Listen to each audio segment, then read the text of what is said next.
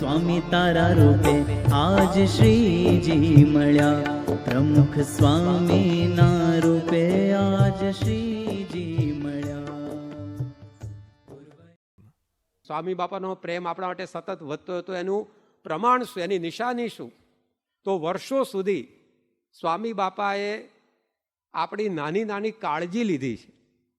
આપણા નાના નાના ક્ષુલ્લક સંકલ્પો એને પણ પૂરા કર્યા. જો એ પ્રેમ વધતો ના ગયો હોય ને તો માણસ કહી દે કે ભાઈ હવે એકવાર તો તારા ઘેર આવી ગયા, બીજી વાર શું જરૂર છે કે, અથવા તો એકવાર તો તારી ગાડીમાં બેઠા, હવે ફરી વાર શું કે.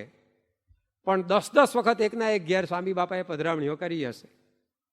10 વખત એકના એક ગામમાં નગર યાત્રાઓ નીકળ્યો તેમાં બાપા બેઠા હશે.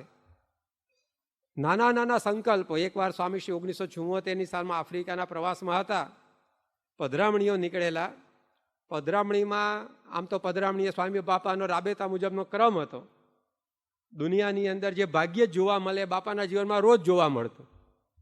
દુનિયામાં કોઈ આવી પધરામણીઓ કરી ન શકે, આટલી સંખ્યામાં કરી ન શકે.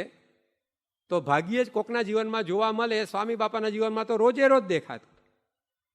આશ્ચર્ય પણ શમી જાય, આશ્ચર્યનો ભાવ પણ નીકળી જાય, એ હદે સ્વામીના જીવનમાં રોજે રોજ આશ્ચર્યો બનતા હતા. તો પધરામણી તો બાપા નીકળતા હતા, પણ 4 હરિભક્તોને સંકલ્પ એવો થયો કે આપણે દુકાનમાં બાપાની પધરામણી કરાવવી. હવે દુકાનમાં પધરામણી કરાવી એ પણ કંઈ નવી વાત નથી. બાપાએ ઘણા બધા હરિભક્તોની દુકાનોમાં પધરામણીઓ કરી છે. ઘણા બધા હરિભક્તોની દુકાનમાં બેસીને કાપડના માપે લીધા છે, કાપડ એ વેતર્યું છે. ઘણા બધા હરિભક્તોની દુકાનમાં બેસીને ઘી પણ જોખ્યું છે, હીરા પણ જોખ્યા છે. તો દુકાનમાં પધરામણી એ કોઈ નવી વાત નહોતી બાપા માટે. પણ આ 4 હરિભક્તોને સંકલ્પ કેવો કે આપણે બાપા આવે ત્યારે આપણી દુકાન બંધ રાખવાની. સ્વામી બાપા પોતાના હાથે જ તાળાની ચાવી ભરાઈને તાળું ખોલે, શટર ઊંચું કરે ને પગલા કરે કે લ્યો.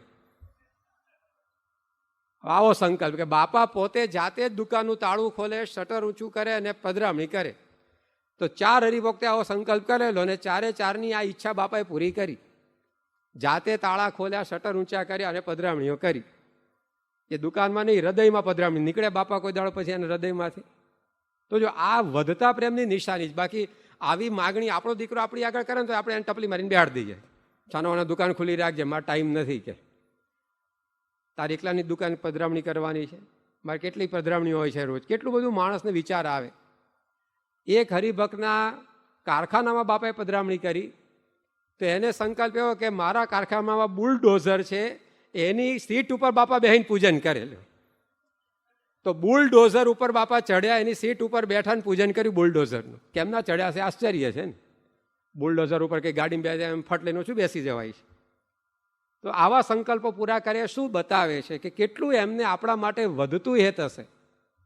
બાકી આવા સંકલ્પો કયા ધર્મગુરુએ પૂરા કર્યા છે, કોણ પૂરું કરવા નવરું છે. એકવાર સ્વામી ત્યાં આફ્રિકાના પ્રવાસની અંદર એક હરિભક્તના ફાર્મની અંદર પધરામણીએ પધારેલા. ત્યાં આગળ હોજ હતો. તો હોજની અંદર બધા હરિભક્તોએ સંતે વિનંતી કે બાપા સ્નાન કરીને પ્રસાદીનો કરો. તો બાપાએ પહેલાં ઠાકોરજી મંગાવ્યા, ઠાકોરજીને સ્નાન કરાવ્યું. પછી સ્વામી બાપાએ પોતે પણ કૂદકો લગાવ્યો. સાથે 2-4 સંતો પણ પછી નાવા ભેગા પડ્યા. અને જે યજમાન હતા કુરજીભાઈ, તો એ કુરજીભાઈ પણ હોજની અંદર સ્નાન વિધિ કરવા માટે ભેગા ખાપક્યા. હવે નાતા કુરજીભાઈએ સંકલ્પ કર્યો, બાપાને વાત કરી કે બાપા તમે નાતા અમને મળો કે, એટલે કે ભેટો. તે હોજની અંદર સ્વામી બાપા જેટલા કંઈ સંતો અને કુરજીભાઈ બધા નાતા હતા, બધાને એ રીતે ભેટવા લાગ્યા. તો બહાર બધા 25-50 જણ જોતા હતા. તો બધાએ કપડાં પહેરેલા ખાપક્યા અંદર, કારણ કે આ લાભ ક્યારે મળે પછી. તારી લાઈન લાગી ગઈ હોજની અંદર તો. અને એક હરિભક્તને પલળેલા કપડે એ સ્વામી બાપા પોતે મળ્યા. તો આવા જે સંકલ્પો સ્વામી બાપા પૂરા કરતા એ શું બતાવે છે કે એમને આપણા માટેનો પ્રેમ એ વધતો હતો. આ ગુણાતીત હેતની નિશાની છે કે ક્યારે કોઈને ઓછું હેત થયું એવું લાગે નહીં. બીજું શું હતું એમના પ્રેમની અંદર, હેતની અંદર વિશેષતા કે જે દુનિયાના હિત કરતાં એમના હિતને જુદું પાડતી, અને એ હતી ભેદભાવ રહિતનો પ્રેમ. આદિવાસીના અંતરની અંદર પણ એમ થાય કે સ્વામી શ્રી મારા છે, અને અમેરિકાના યુવાનના અંતરમાં પણ એ લાગણી જન્મે કે સ્વામી શ્રી મારા છે. તો આ ક્યારે બને? આજે એક માતા પિતાના 2 દીકરાઓ એને લાગતું નથી કે આ મા બાપ મારા છે, કે આ મોટાનું વધારે રાખે છે મને નથી સાચવતા, અથવા નાનો લાડકો છે ને હું અરખામણો છું. આવા પ્રશ્નો ઘણીવાર ઘરમાં બનતા હોય છે. તો સ્વામી બાપાના હેતની લાખો સત્સંગીઓ, પણ કોઈને બાપાના હેતમાં ભેદભાવ છે એવું આપણને અનુભવાય નહીં. આમ તો થઈને રહે છે બધાના, છતાં લાગે છે મારા એકલાના. બધાના થઈને રહેતા હતા, પણ દરેકને એમ જ લાગતું હતું કે સ્વામી આપણા છે. તો જો આ ગુણાતીત હેત, આવો અનુભવ કોઈ ન કરાવી શકે. સોસાયટીની અંદર 50 જણ રહેતા, 50 જણને લાગે કે આ આપણો છે, તો સોસાયટીના 50 જણના વિશે આવી ભાવના ન જન્મે તો લાખોનો BAPS પરિવાર. પણ દરેકના અનુભવ સ્વામી બાપાએ કરાવ્યો ને, કોઈ ભેદભાવ નહીં. ઉકાઈના છાત્રાલયમાં સ્વામી બાપા ગયા, ત્યાં તો આદિવાસી વિદ્યાર્થીઓ ભણે. એવા આ ઉકાઈ છાત્રાલયની મુલાકાતે બાપા પધારેલા, અને સ્વામીશ્રીએ બધી રૂમોમાં પધરામણી કરતાં કરતાં વ્યવસ્થાપકોને પૂછ્યું કે આ બાળકોને સવારે નાસ્તામાં શું આપો છો? તો જે કંઈ નાસ્તામાં અપાતું તેની વાત કરી. તો સવારના નાસ્તામાં દૂધ તો હોય, તો બાપાએ પૂછ્યું કે દૂધ કેવું આપો છો, ગાય ભેંસનું કે પાવડરનું? તો હરિભક્તોએ કહ્યું, જે વ્યવસ્થાપક હશે એણે કહ્યું ગાયો ભેંસોની કંઈ સગવડ નહીં, કે જે પણ કે બાપા પાવડરનું દૂધ આપીએ. સ્વામી કહે પાવડરનું દૂધ ન અપાય, ચડતું લોહી, એને પુષ્ટિ મળે એવું આપણે કરવાનું. માટે આવતીકાલથી હવે આ ગાય કે ભેંસના દૂધની વ્યવસ્થા કરાવવી. તે ગાય ને ભેંસનું દૂધ આવે તેનો ખર્ચો કોની કેડ ઉપર આવવાનો હતો? સ્વામી બાપાની. પણ જો એમણે વિચાર ના કર્યો, આદિવાસી માટે પણ આવી લાગણી, અને એ જ સ્વામી બાપા કોઈ માલે તુજારનો દીકરો હોય એને પણ આ રીતે સાચવતા. કલકત્તાનો એક અકુ અજમેરા નામનો યુવાન, એને એવી ગંભીર માંદગી હતી, પરદેશ એને જવાનું થયું સારવાર માટે. ત્યાં આગળ એને લોહીની જરૂર પડવાની હતી. સ્વામી બાપા અહીંયાથી પત્ર લખ્યો યુવક મંડળ ઉપર, અને ઓપરેશનના સમયે 36 બોટલ લોહી તૈયાર રાખેલું. એક વખત એ વખત જમાનામાં એક બોટલ લોહીની કિંમત $500 થતી હતી. એવી 36 બોટલ લઈને તૈયાર હતા યુવકો. તો જેવી સરભરાઈ આદિવાસીની કરી શકે એવી સરભરાઈ પરદેશી યુવાનની પણ કરી શકે. તો ભેદભાવ વગરનું હેત, આ બહુ અઘરી વાત છે, પણ એ સ્વામીશ્રીના જીવનની અંદર દરેક પ્રસંગે આપણને જોવા મળ્યું છે. એ બધા મોટેરા હરિભક્તોના ત્યાં પધરામણી જતા તો નાનાને ક્યાં બાકાત રાખ્યા છે. એકવાર સ્વામી બાપા સેલવાસમાં હતા, અને ત્યાં આગળ 12-13 વર્ષનો એક કિશોર રામુ મકનજી પટેલ સ્વામી બાપા પાસે આવ્યો, અને સ્વામીશ્રીને વાત કરી કે બાપા મારા ગામ આવો.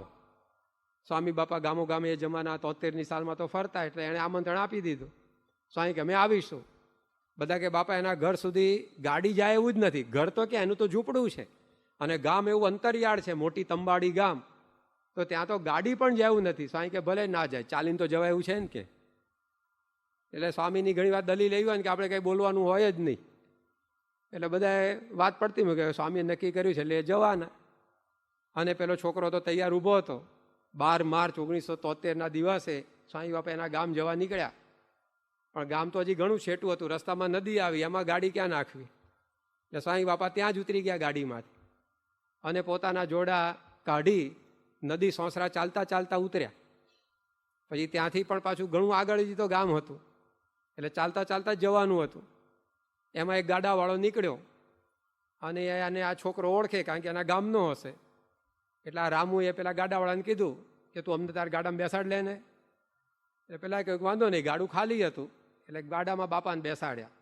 આસન ક્યાંથી લાવવું, ત્યાં ગાદડા ક્યાંથી લાવવા, ઘાસના પૂળા પાથરી દીધા.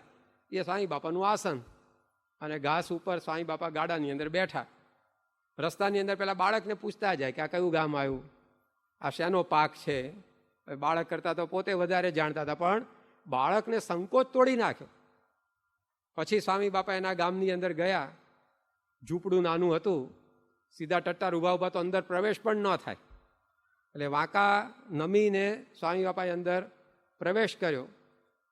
સ્વામી બાપા સાથેના સંત ને જોડેના 2 હરિભક્ત, એમાં તો બધું આખું ઘર ભરાઈ ગયું. એનું 4 જણ બેઠા, એમાં એટલું સાંકડું ઘર. પણ સ્વામી બાપાએ પ્રેમથી પૂજન ઠાકોરજીનું કરાવ્યું. એ છોકરાને ચાંદલો કર્યો, આરતી કરાવી, પ્રસાદની અંદર સિંગ અને પેલી ખાંડ એ સ્વામી બાપાએ ઠાકોરજીને ધરાવ્યા, અને આમ કરીને એ બાળકનો ભાવ પૂરો કર્યો. પછી સ્વામી બાપા બહાર નીકળતા હતા તો સામે એક મંદિર હતું હનુમાનજીનું. બાપા કે આ શું છે? પેલો રામુ કે બાપા હનુમાનજીનું મંદિર. કે હાલો ત્યાં જઈએ. તો ત્યાં ઉપડ્યા સ્વામી બાપા, અને ત્યાં જઈને જોયું તો મૂર્તિ સિંદૂરના એટલા બધા લપેડા થઈ ગયા છે ઉપર, કોઈને સાફ કરવાની કંઈ દરકાર નહીં. બાપા કે આ મૂર્તિ તો જુઓ કે દર્શનનું ક્યાં સુખ આવે એવું છે, સાફ કરો. તો ત્યાં 5-15 માણસો બેઠા હતા. બાપાએ મૂર્તિ સાફ કરી તો ખબર પડી કે પીઠનો ભાગે જ અત્યાર સુધી પૂછતા હતા બધા. મૂર્તિ આખી ઊંધી જ હતી. બોલો, આ બાપા જાય ને તો બધું સીધું થાય એવું હોય છે, બાકી બધું ઊંધું જ હાલે દુનિયામાં. તો આ મૂર્તિ ઊંધી જ હતી, બધા પીઠને સિંદૂર ચોપડ કરતા હતા. મોઢું તો પાછળની બાજુ જ હતું. બધાને ખબર પડી કે આ તો ઊંધું છે. પછી બાપાએ બધું સરખું કર્યું. પછી બાપા કે બેસો બધા. કલાક સભા કરી અને બધાને સદાચારના પાઠ ભણાયા, વ્યસનો છોડાયા, મંદિરે રોજ આવવાના નિયમો આપ્યા. અને સ્વામી બાપા જાણે કોઈ આમ મહારાજાના મહેલમાં પધરામણી કરી નીકળતા હોય એમ એ ઘાસ ઝૂંપડાના મકાનમાંથી નીકળ્યા. તો જો કોઈ ભેદભાવ નહીં, આ બહુ અઘરું છે. એ સ્વામીના હેતની